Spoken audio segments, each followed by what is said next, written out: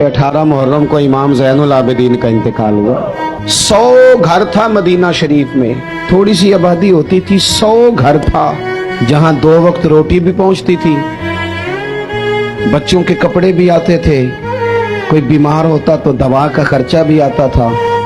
एक दिन नहीं, 2 दिन नहीं, सालों मदीना शरीफ में सालों 100 घरों की कोई किफालत करता रहा। पर रात को कोई पर्दा नशीन आता था नकाब ओढ़ के और दरवाजे पे राशन रखता था, उससे पूछते थे तेरा नाम क्या, तो नाराज हो जाता था सालों। फिर अचानक वो खाना आना बंद हुआ, फिर अचानक वो सारी चीजें मौकूफ हो गईं। एक दूसरे से गरीबों ने पूछना शुरू किया तेरे घर नहीं खाना आता? नहीं, तेरे घर भी नहीं आता।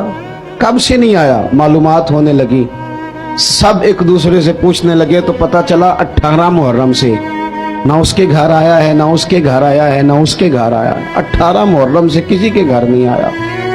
मालूमात करो लोगों, 18 मुहर्रम को हुआ क्या?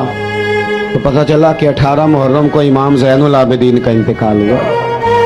अपने चेहरे पे नकाब डाल के, फोटो बना के नहीं, लोगों को दिखा के नहीं, वीडियो साथ साथ बना के और अपना नंबर दे के नहीं, वो 100 घरों में लंगर रोज, और बेटे के हाथ नहीं बेचते थे, मुलाजिम और गुलाम के हाथ नहीं।